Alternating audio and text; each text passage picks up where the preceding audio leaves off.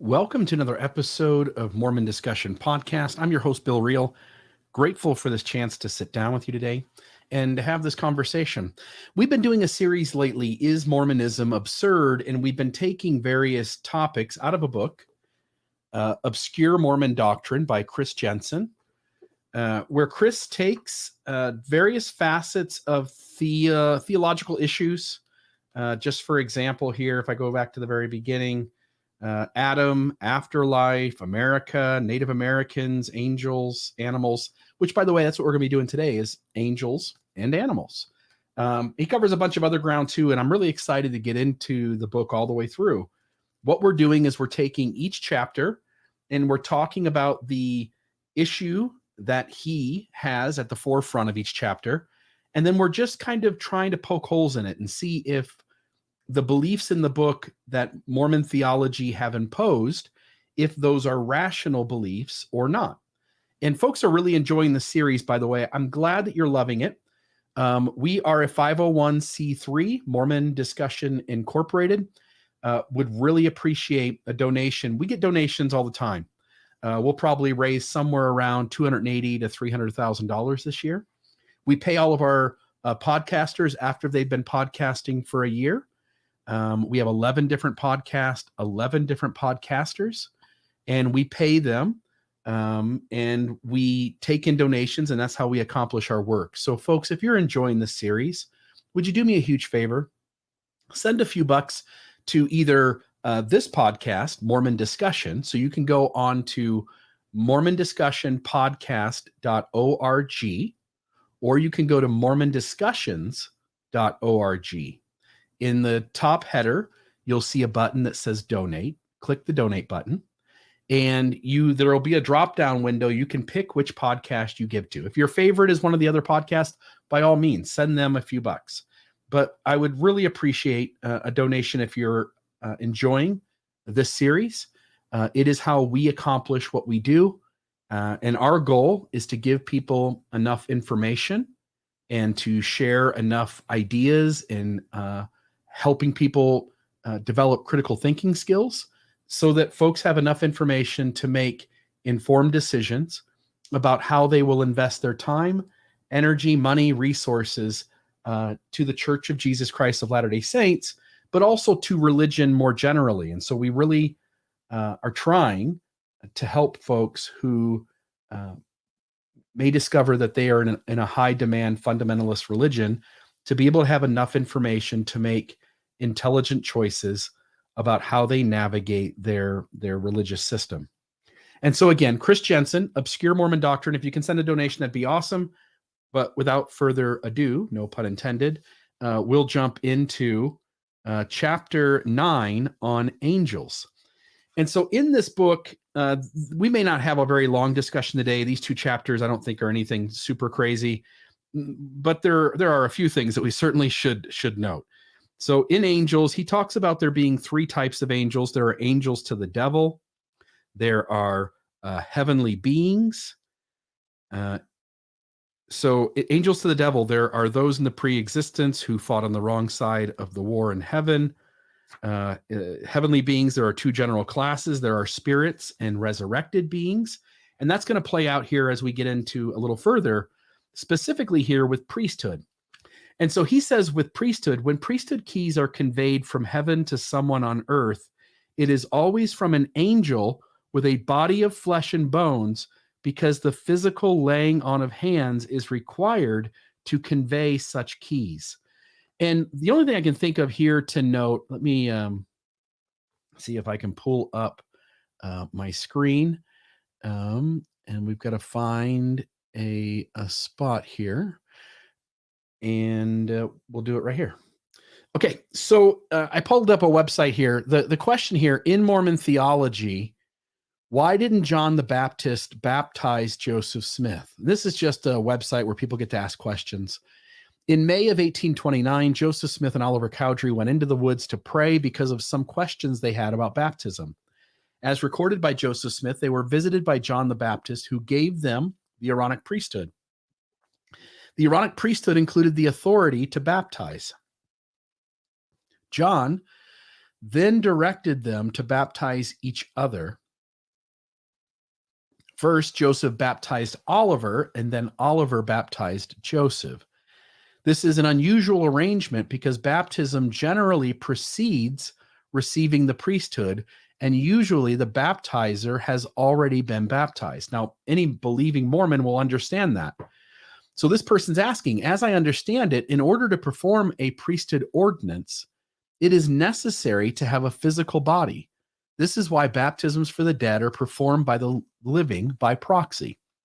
As a resurrected being, John the Baptist had a physical body, evidenced by the fact that he laid his hands on their heads when he gave them the Aaronic priesthood, so he should have been able to baptize them as well.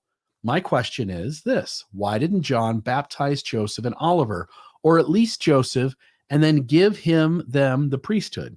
It seems that this would better establish the order of baptism first, then receiving the priesthood.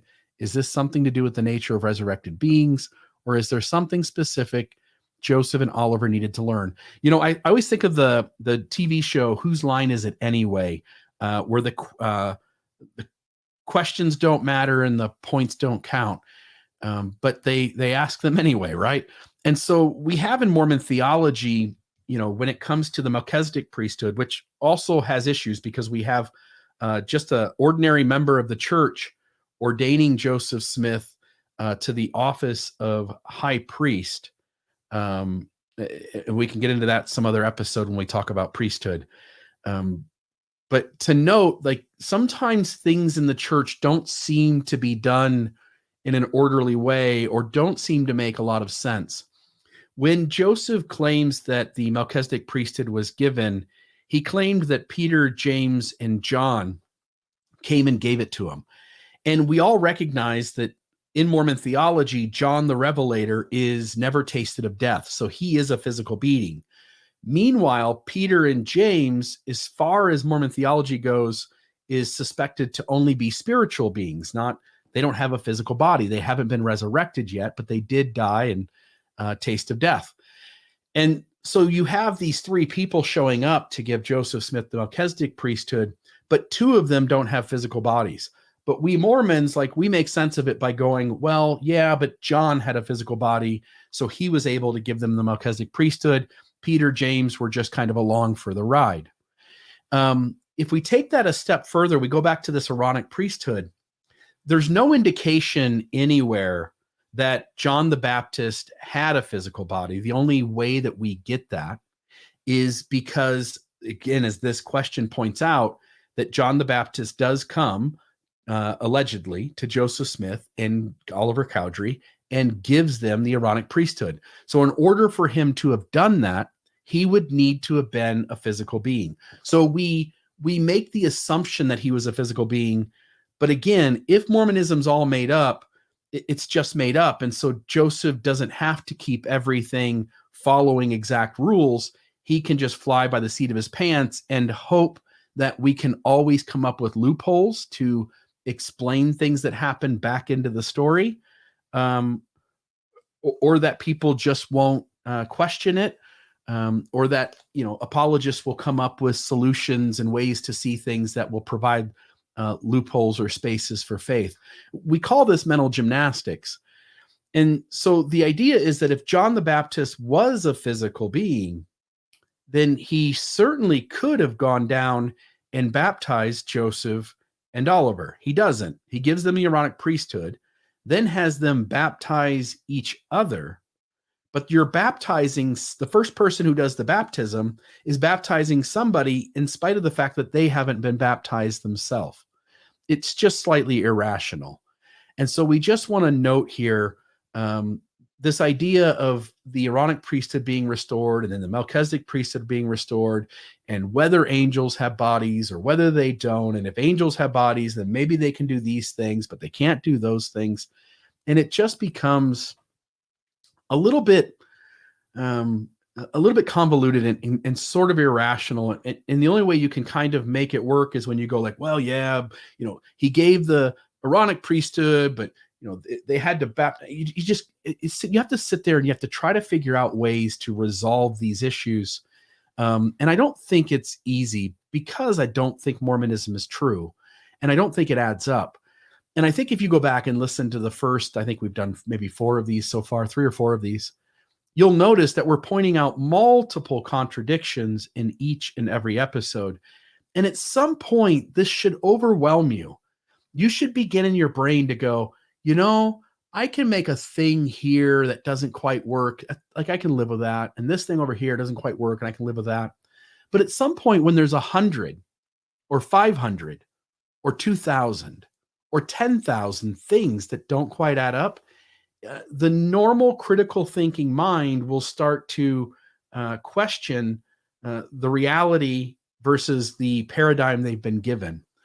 And in Mormonism, there are a lot of people leaving the church right now. And it's because that the absurdity of Mormonism, it just mounts up. The more you dive into the history of the LDS church, the more you realize that there are contradictions at every single turn. So just this idea of John the Baptist, again, Peter, James, and John, physical being versus spiritual beings. The next part that Chris goes into here is how to tell the difference. And so what Chris does is he says, given the above, should you be visited by an apparition professing to be of God, there's an easy test to know its real nature. And this comes from D&C. I don't have the thing here with me. Oh, here it is. D&C 129, 4 through 8.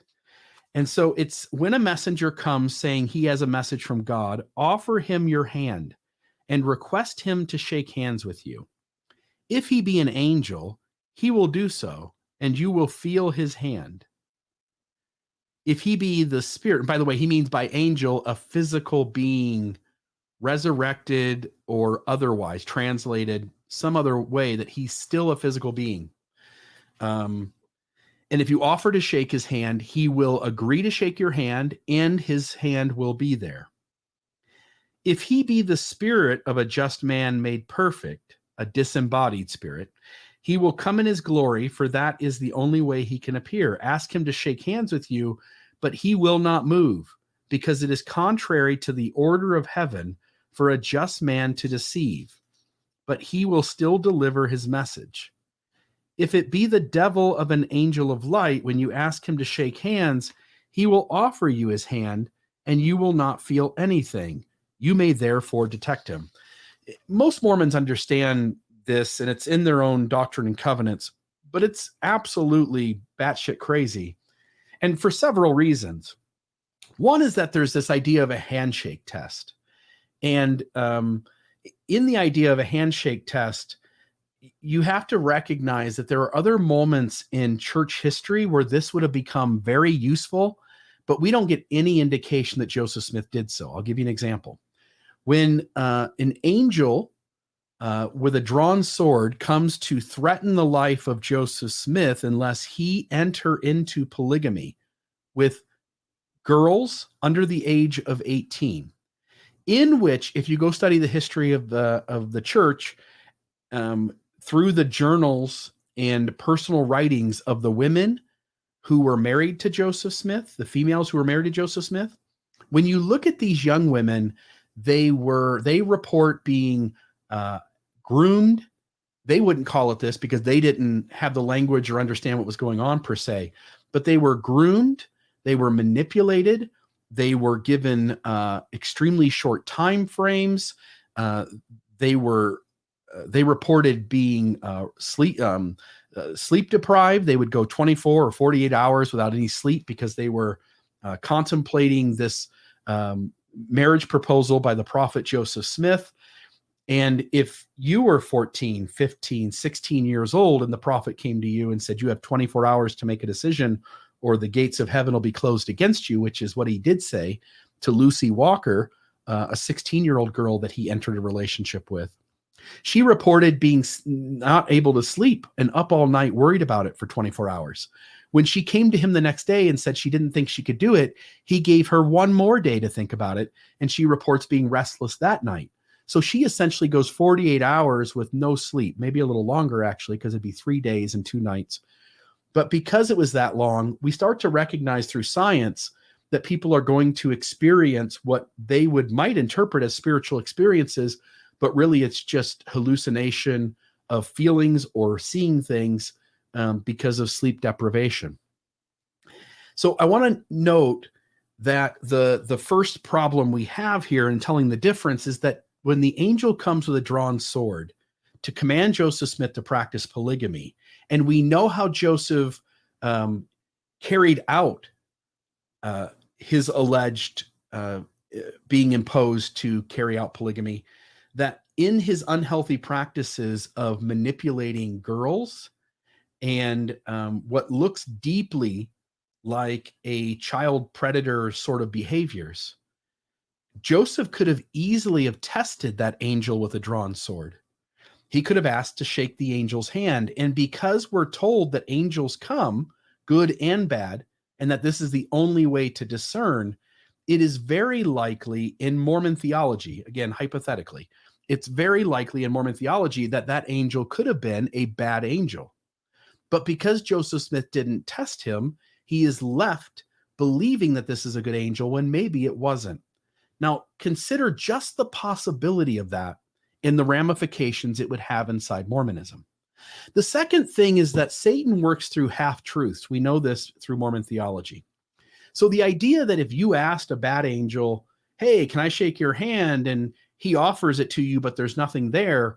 Like, it makes much more sense to me that a bad angel would simply pretend to be a good angel who doesn't offer a hand and then continues to give the message. Like, you'd have to come up with another reason and go, well, there's a law in heaven that angels who are bad, they just have to give you their hand. And that just makes no sense in light of all the other things that bad angels are supposedly doing inside Mormon theology. So that also becomes absurd. And by the way, if that interests you at all, there are two really good podcasts that I did years ago that goes into this issue about shaking hands with angels. It is Handshakes and Drawn Swords, Part 1 and Part 2 on Mormon Discussion Podcast. By the way, you can find our podcast on iTunes, Stitcher, Google Play. Pretty much any third-party app is going to have us on there.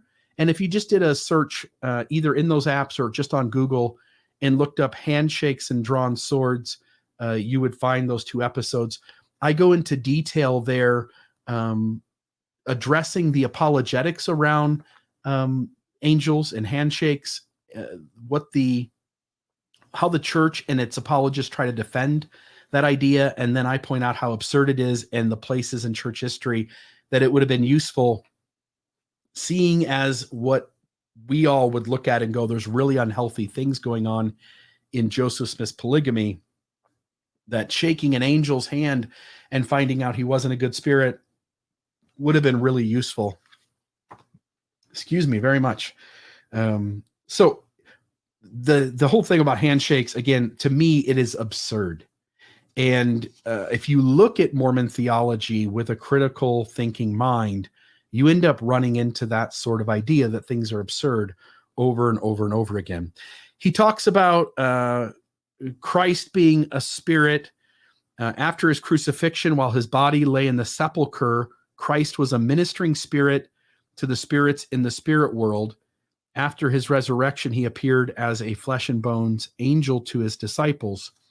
It also should be of note in the Book of Mormon, Christ comes to the specifically the Nephites who are anticipating his birth on the morrow, for instance, on the next day.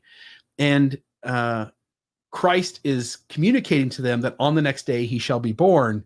And we have to kind of reckon with the idea that baby Jesus is inside Mary's belly, and somehow his soul is not inside there, but is still able to converse with the Nephites, telling them that on the next day that he's going to be born. Again, it seems absurd because this is the very scripture that imposes to Mormons that the spirit or soul doesn't enter the child inside a woman's belly until the actual birth takes place and that child breathes in its first breath. But the science behind when fetuses inside a woman's belly or womb, when those children can feel and how they think and whether there's consciousness there, the science is pretty pointed in saying, like, yeah, like, yes, there is a process that needs to take place in the mode of birth, where the child comes out of the womb and starts to breathe and starts to handle life outside the belly differently. But in terms of consciousness and its movement and ability to think and things going on inside, like, it just becomes sort of silly to say, oh yeah, the moment the breath takes place outside the womb, that's when the spirit enters. So there's that. Also talks about many roles. So he says there's many roles that angels can perform. He says they are God's messengers. The first one he says here is the angel Moroni from the Book of Mormon appeared to Joseph Smith 3 times to help bring forth the Book of Mormon. In this particular instance, I just want to note an issue that apologists have addressed, and I don't think it's the end of the world. I think there are relatively decent explanations for this problem. But if I put it up on the screen here, this is Fair Mormon's website, and this is the question. Some church sources give the identity of the angel that visited Joseph Smith in 1823 as Nephi instead of Moroni. I just want to show you an example, for instance. If we make this a little bigger, let's see here. All right, so if we start reading right here, he called me by name and said unto me, this is, by the way, Joseph Smith, his dictation, his scribes wrote it down, but it's his dictation, so it's in first person voice of Joseph Smith. And this was put into, I'd have to go find the original source here. Let me just see if I can find it real quick. The original publication of the History in the Times and Seasons at Nauvoo. Okay.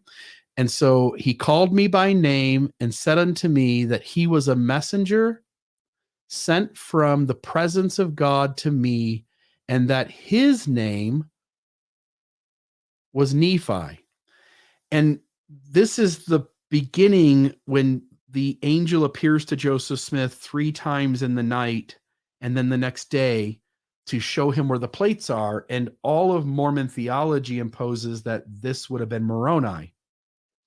I simply want to note that at least in some early documents, the dictation of that story, it is imposed that the person that Joseph Smith actually was visited by was Nephi and not Moroni. I think there are reasonable reasons, explanations for why that would have been. It could be a scribal error. Joseph Smith could have simply been just kind of had a little bit of a brain fart and just didn't say the right name. But when it gets written down in this history document, for instance, this is Lucy Mack Smith's history. When it gets written down in that history document that I told you a moment ago, it ends up being perpetuated in like a dozen and a half other documents. And so there are numerous documents in LDS church history which suggest that the very first angel that Joseph Smith communicated with that told him where the plates were was Nephi instead of Moroni. But again, not the biggest deal in the world, not a game breaker or game changer in any way, but at least to recognize, like, that's a little weird. Like, we thought it was Moroni. Some places make it sound like it could be Nephi. And so anyway, but there's Nephi. So there's that. Talks about the angel Gabriel, the angel John the Baptist. Says here, the angel John the Baptist delivered the keys to the Aaronic priesthood to Joseph Smith and Oliver Cowdery. But then strangely, he stands back while Joseph and Oliver baptize themselves. Meanwhile, John the Baptist baptized the Savior of the world. Also, by the way, if you're going to explore Mormonism, one of the things you really should spend time doing is understanding biblical criticism outside of the Mormon lens. So when you go and read biblical commentaries, biblical criticism, and go investigate who John the Baptist was and what we can assume about him, what we know about him, it doesn't really fit very well into Mormon theology, but that's up to you to explore if you want to. I find that most folks who are believers tend to want to stay away from contradicting information. But if I can just nudge you a little bit, the only way you're really ever going to know about Mormonism's truth claims, I know your answer is that you'll go and pray about it, and that good feelings means the church is true. But science tells us there's a thing called elevation emotion. Jonathan Haidt is a professor. He is a scientist, and he's written numerous books and articles on elevation emotion. He's kind of the forefront expert on this. Elevation emotion is a normal psychological phenomenon that all humans experience, where if we see good acts occur in front of us, or if we seek out what we believe are good things, we will receive feelings inside us. And he names them. He even says, like, it feels like a warm sensation in the chest, aka burning in the bosom. You'll get your goosebumps and your hair will stand up. You'll feel really good about the thing you're seeing. And they even did studies where they would trick people into feeling it. So Mormonism seems to have come along and taken this natural phenomenon called elevation emotion, which is what we call it today, and sabotages it and renames it. They hijack it and rename it the Holy Ghost. So I get from the believer's perspective that you would want to trust your feelings, but I'm just here to say, explore a little further. Feelings really aren't a very good way, a very good test to know what's true and what isn't. People all throughout church history have felt good about things that turned out to be not true. An easy one to point to is the Adam God Doctrine that Brigham Young taught, and that he said many in the church believed by the promptings of the Spirit. We have past leaders who believed that people of color were cursed or less valiant in the pre-earth life, and the members believed it too. And now we disavow those theories. And so I simply want to note that there are plenty of examples where the church and its leaders and its members claim to know things that only later church leaders have disavowed and later members no longer believe. So there's that. All right, I'm going to take that off the screen. The next one is Peter, James, and John as angelic messengers restored the keys of the Melchizedek priesthood to Joseph Smith and Oliver Cowdery. Just a note there, David Whitmer, who left the church, wrote a pamphlet. I think it was called "All Believers" and a message to all believers in Christ, something along those lines. You can do a Google search; you'll find it. But in that document, he says that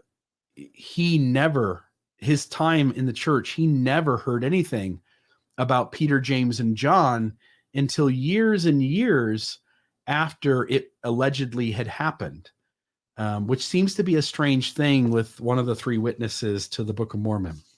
So that also doesn't seem to fit. And then this other piece here, it says Moses, Elias, and Elijah appeared as angels and gave to Joseph Smith the keys, respectively, of the gathering of Israel, of the dispensation of the gospel of Abraham, and of the sealing powers of the Melchizedek priesthood. And so just to note here that in the Kirtland Temple, I think 1835, 1836, Joseph Smith and Oliver Cowdery have the curtains drawn around them. There are other groups of people in the Kirtland Temple at the moment as well. They also are split up into various groups and have curtains around them. Joseph and Oliver claim that Moses, Elias, and Elijah come and appear to them. The problem with that, and I'll put it up here on the screen, the problem with that, how can Elias, who appeared with Moses on the Mount of Transfiguration, be identified as both the Old Testament prophet Elijah and as John the Baptist? So let me try to explain what they're saying. Joseph reports that Elias and Elijah come to see him. in Joseph's mind, and we understand how he gets this, it's because of a misunderstanding of the Old Testament. But Joseph Smith has the idea in his head that Elias is one person and Elijah is another. The reality, again, through biblical criticism and biblical studies, we know that Elias and Elijah are the same person. They're just different ways in which the name is said. So even the church admits this, by the way. See here, the term Elias, in addition to being the actual name of an Old Testament prophet, is used in several different ways in Scripture, okay? So first, Elias is simply the New Testament Greek form of the Hebrew name Elijah. And so what Joseph Smith is doing is he thinks they're two different people, so he reports that both people come to see him, but in reality, it's one in the same person. But the church here is trying to create some apologetics to be able to say, like, no, hold on, don't run off with that assumption and lose your faith in the church. We've got a response to that, and we can help you help you have faith again. So here's what they say. In the Joseph Smith translation, however, Mark 9:3 says that John the Baptist was also present. This is talking about, first, Elias is simply the New Testament Greek form of the Hebrew name Elijah. The Elias referred to on the Mount of Transfiguration in Matthew 17:3 is the Old Testament prophet Elijah the Tishbite. So in the Mount of Transfiguration, it is believed there, Matthew 17:3, that Elijah is the prophet who comes to see Jesus at the Mount of Transfiguration, right? But in the Joseph Smith translation, however, Mark 9:3 says that John the Baptist was also present. Here's the problem. If Mormonism isn't true, then it doesn't help that Joseph Smith is a source that states that John the Baptist was at the Mount of Transfiguration as well. In other words, if I go, hey, I know the Bible's true, and you go, how do you know it? And I go, because the Bible tells me so. Well, in this instance, how do I know Joseph Smith is right about Elias and Elijah being two different people instead of what the rest of the biblical study world, the biblical, all the scholars in biblical research say that they are one and the same? How do we know Joseph Smith is right? And the only answer here is that because Joseph Smith says so. And the evidence is that Joseph Smith says that says so in the Joseph Smith translation of the Bible. Here's another added problem. We know that the Joseph Smith translation of the Bible was conveyed to the membership of the church that the Bible had been corrupted over time, that many precious parts of it had been taken out and many parts had been changed or corrupted. We taught that Joseph Smith comes along and restores the Bible to its original form, hence correcting all of that corruption that had been done over the centuries by folks within Christianity. The problem is, in recent years, folks at BYU, as a matter of fact, Haley Lamont and Thomas Wayment. So Thomas Wayment's a professor, Haley Lamont was a student, and they were doing research into the Joseph Smith translation of the Bible. And what they found was that Joseph Smith had heavily plagiarized Adam Clarke's commentary for the the Joseph Smith translation of the Bible that he did. So we've got to deal with these issues. If the Bible translation, rather than being a correction of the Bible having been corrupted over centuries, if the reality is that Joseph is simply inserting a contemporary source in to make his Bible translation, then suddenly everything becomes a very different sort of animal. But it should at least be noted that, again, it is Joseph Smith who is telling us that they are separate, which doesn't really solve the problem if you're using a critical mind and you're wondering how to think rationally about this particular issue. The Bible dictionary makes clear that John the Baptist appeared with the prophet Elijah and Moses at the Mount of Transfiguration. Again, Mormonism writes the Bible dictionary. It's not that this is an outside source. This is simply more of how do I know the church is right? Well, because the church says so. And then there's this idea. The second, Elias is a title for forerunner. Why do we know that? Because the prophet Joseph Smith taught that when God sends a man into the world to prepare for a greater work, holding the keys of the power of Elias, it was called the doctrine of Elias, even from the early ages of the world, teaching of the prophet Joseph Smith. How do we know Joseph Smith is right? Because Joseph Smith said so. That's not how logic works. And so when you understand the problem, again, the most rational answer is that the biblical scholars are correct, that Joseph Smith messed up, and that Joseph Smith and the church try to create an explanation that will then allow us to dismiss the problem. And again, we get other ones, Joseph Fielding Smith, Elder Bruce R. McConkie. It doesn't matter how many Mormon leaders say something. They're simply walking backwards and essentially trying to solve the problem by writing about it later and writing back into it their own ideas about how they had to be separate. So again, once you understand that and you want to be a rational thinker, you should pause with things like that. All right, he talks about ministering angels, archangels, so on and so forth.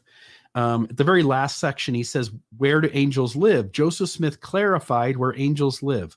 The angels do not reside on a planet like this earth, but they reside in the presence of God on a globe like a sea of glass and fire, where all things for their glory are manifest, past, present, and future, and are continually before the Lord. So there are angels, and they live on a globe like a sea of glass and fire. Does that make a lot of sense? No, not to me either. And then no wings. Finally, Smith corrected a common misconception. An angel of God never has wings. Thank goodness for prophets. They're able to give us that kind of stuff. So angels, no wings. Yeah. And then the chapter 10 here is animals. I don't want to spend a lot of time here, but there was maybe a thing or two. Let me go through and see if I got anything highlighted. Yep, just one little spot. It says in ancient America, and I'll just read this. He says, interestingly, the Book of Mormon mentions many animals in pre-Columbian America, including cows, oxen, asses, horses, goats, and swine. It also has elephants and other animals called curlams and cumams. By the way, there is some reference, I think, from Orson Pratt in early Mormon writings where he says that curlams and cumams would have been woolly mammoths or elephants. It's just strange that the Book of Mormon mentions elephants and then mentions these other things, and at least one of those is reported to be mammoths. So he says all these other animals existing at the time of the Jaredites.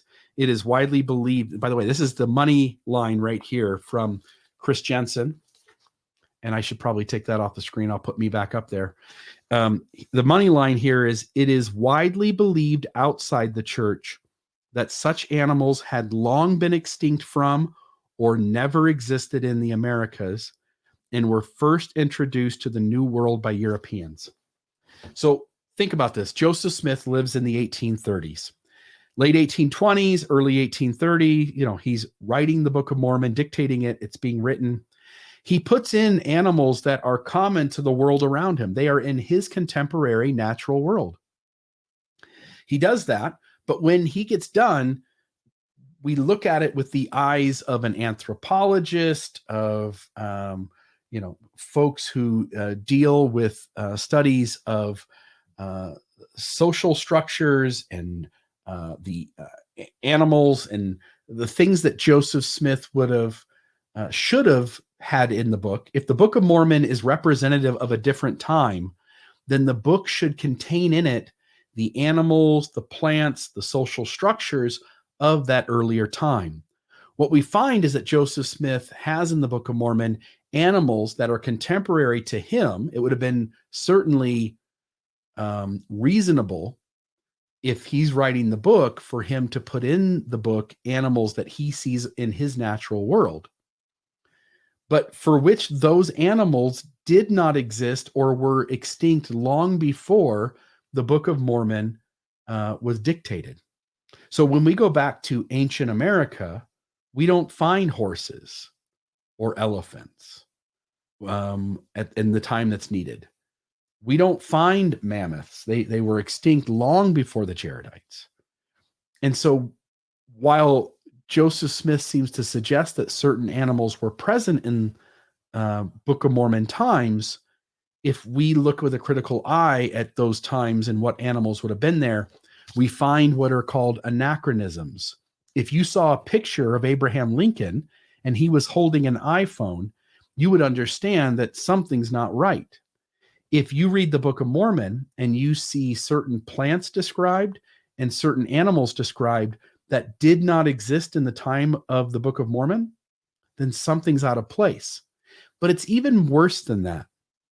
Not only do we find animals and plants being mentioned in the book that don't exist in the time they are proposed to have existed, we also find that the animals that should have been in the book and the plants that should have been in the book aren't there.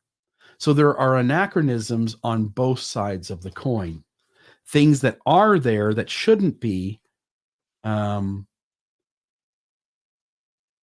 things that aren't there and should be. So things that aren't there and should be, and things that are not there. And I'm messing this up. Let me say it one more time. There are things that are in the book that should not be there. There are things that are not in the book that should be there. And you can simply do a Google search for anachronisms. You'll end up, one of the sources you'll find will be Fair Mormon or Fair LDS or Fair. They changed their name more than I changed my underwear.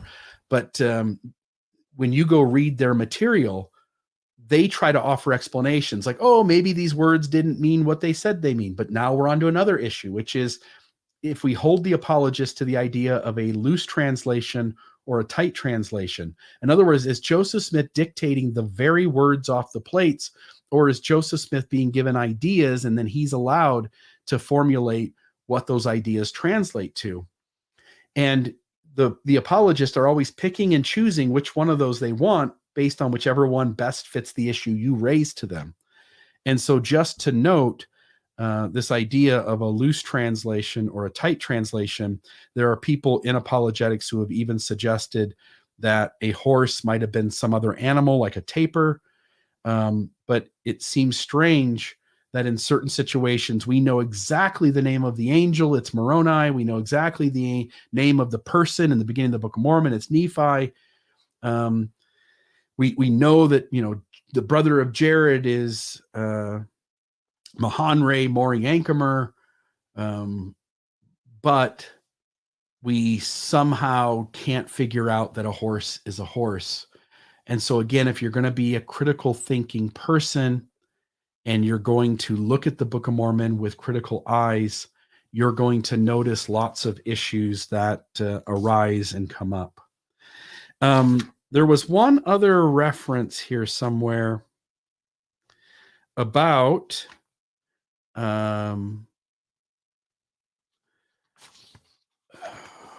just wanted to find it here. Maybe I won't be able to. But it was, oh man, I can't think of the name of the prophet, but he took him and the people were so righteous that they were taken up into space. Let me see here. Prophet, sorry, it's going to take me just 2 seconds. Prophet LDS taken off the planet.